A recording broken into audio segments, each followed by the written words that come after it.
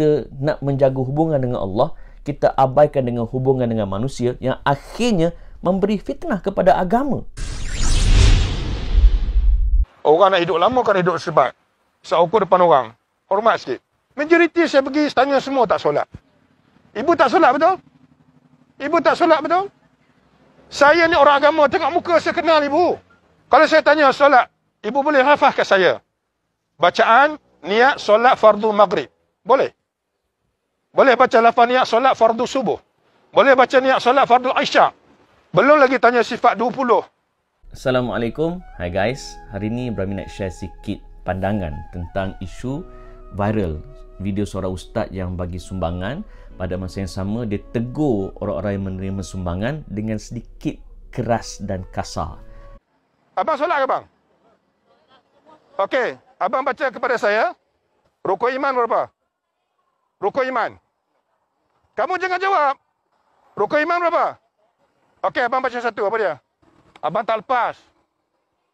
Abang, baca niat solat fardu maghrib. Solat fardu maghrib, niat dia macam mana? Dalam bahasa Arab. Tadi kau bilang kau solat, bahasa Arab lah. Mana boleh Melayu? Saya guru agama bang, ni hafiz Quran ni. Pertama sekali, bear in mind, Brahmin bukannya mengkritik orang itu, tapi Brahmin hanya memberi pandangan tindakan dia kepada perbuatan dia. Dan beliau pun dah bagi respon. Antaranya bila memetik satu hadis, iaitu marra'a minkum munkaran falyughayyirhu biyadihi fa in lam yastati' fa bilisanihi fa in lam yastati' fa biqalbihi wa dzalika adhaful iman. Hadis tu sahih, diriwayatkan oleh Muslim daripada Sa'id Al-Khudri. Maksudnya kalau kita nampak kemungkaran, Nabi sebut cegah dengan tangan. Bahkan ada ulama hadis kata tangan itu merujuk pada kuasa. Kalau kita tak mampu, kita cegah dengan lisan, kata-kata kita. Dan kalau tak mampu, setidak-tidaknya dengan kebencian hati. Tapi Nabi ingatkan, itu adalah selemah-lemah iman. Maksudnya, takkanlah 40 tahun hidup nak benci dengan selemah-lemah iman je, kan? So, kena usaha kalau boleh cari ilmu sampai tahap kita boleh bagi nasihat, kita boleh bagi kata-kata, boleh type kat Facebook, share kebaikan, dan upgrade lagi kalau boleh sampai mampu ada kuasa untuk cegah dengan tangan kita. Tak boleh main tibai macam tu je. Dan hadis tu memang betul mengajak kita untuk berdakwah. Cuma dalam ilmu Islam ni, kita tak boleh melihat dalil hanya pada satu dalil sahaja. Dia ada ayat-ayat yang lain, ada hadis-hadis yang lain, ada ayat-ayat Quran yang lain. Antaranya di dalam Quran, Allah Ta'ala berfirman dalam surah An-Nahl, Ud'u ila sabili rabbik bil hikmah wal mau'izatil hasanah. Maksudnya, serulah, dakwahlah ke arah jalan Tuhanmu dengan hikmah dan nasihat yang baik. Maksudnya, dalam dakwah kena hikmah. Apa itu maksud hikmah? Hikmah itu bermaksud al-qawlun wal-fi'lun limakanun munasib. Kata-kata dan perbuatan yang sesuai dengan tempat dan keadaannya. Contoh, Brahmi berdakwah dengan pelajar sekolah rendah, tapi cakap dengan bahasa-bahasa yang tinggi. Adik-adik semua kita kena berada di era globalisasi, di dalam meneruskan dasar definisi asimilasi kan, untuk kita mencapai anjakan paradigma. Tak kebengong budak tu, tak kena dengan level mereka.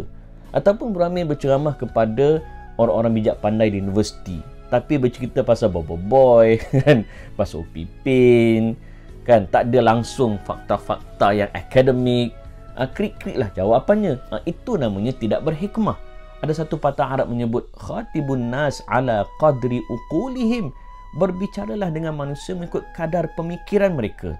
Ada kalam Sayyidina Ali menyebut hadithun nas bima ya'rifun, bercakap dengan manusia berdasarkan apa yang dia tahu. Betapa agama menekankan interaksi dua pihak di dalam kita berdakwah. Dan kita kena ingat, apabila Allah Azza wa Jal memerintahkan Nabi Musa AS bersama dengan Nabi Harun untuk bertemu dengan Fir'aun, Allah Ta'ala bagi panduan pada Nabi Musa dan juga Nabi Harun, iaitu faqula lahu qawlan layyinan la'allahu yatazakkaru aw yakhsha. Maka berbicaralah kamu berdua dengan kata-kata yang lembut, mudah-mudahan dia ingat dan takut kepada Allah Azza wa Jalla. Ada orang kata pula, nanti kan lembut selalu, orang tu susah nak dengar, berdegil, tak berubah. 18 tahun bu. Ini kereta kuda saya ini sudah umur 14 tahun, sama usia dengan ini. Seluruh Sabah dia pusing ibu. Ni nak bawa saya ke syurga besok. Tapi yang saya heran ialah, setiap saya berjumpa tidak solat. Apa macam ini? Surau yang sebab di pedalaman, kosong orang. Soal dia berubah atau tidak, itu kuasa Allah Azza wa Jalla. Nabi Muhammad sallallahu alaihi wasallam ini Nabi Allah, kekasih Allah. Tetapi Abu Talib yang selama ini melindungi Nabi, dia jaga Nabi, dia bela Nabi, dia bela Nabi, tapi dia mati di pangkuan Nabi tanpa bersyahadah pada Allah Azza wa Jalla.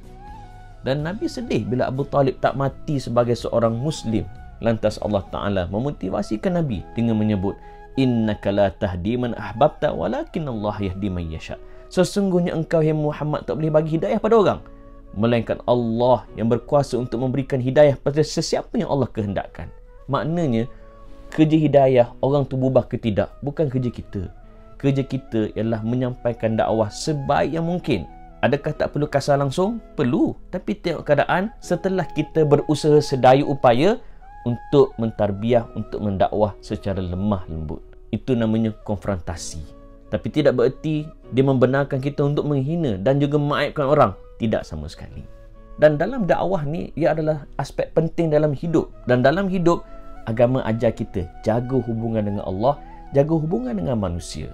Duribat alaihim dhillatu ainama thuqifu illa bihabli minallah wa habli minan nas. Manusia ni akan sentiasa ditimpa masalah selagi mana dia tak jaga hubungan dia dengan Allah dan hubungan dia dengan manusia. Janganlah dalam kita nak menjaga hubungan dengan Allah, kita abaikan dengan hubungan dengan manusia yang akhirnya memberi fitnah kepada agama. Kita nak berdakwah tapi kita maki orang, kita aibkan orang, kita mengatuk orang. Orang akan melihat, adakah ini dakwah? Adakah ini Islam? Dan sebagai akhirnya, Brahmin Syah satu hadis daripada Sahih Muslim yang menceritakan keindahan akhlak Nabi SAW. Pernah satu ketika Nabi berjalan dengan Aisyah berselisih dengan seorang lelaki Yahudi. Dia kata apa? Assalamualaikum, celaka ke atas engkau. Aisyah, dia dengar Nabi kena maki. Dia marahlah. Dia kata apa? Bal assalamualaikum wa la'nah. Dia topak sebiji lagi. Engkau celaka dan engkau laknat. Dan Nabi pun pesan pada Aisyah bila Nabi dengar apa yang Aisyah jawab. Nabi kata apa? Innallaha yuhibbur rifq fil amri kulli. Sesungguhnya Allah sangat suka kita berlembut dalam semua urusan dan perkara. Dan Aisyah tanya balik Nabi, alam tasma' ma qalu? Rasulullah tak dengar ke apa yang dicakap tadi? Nabi kata, qad qultu wa alaikum. Aku dah jawab. Aku kata, ke atas engkau. Nabi tak jawab, waalaikumsalam, celaka ke atas engkau. Indahnya akhlak Nabi sallallahu alaihi wasallam.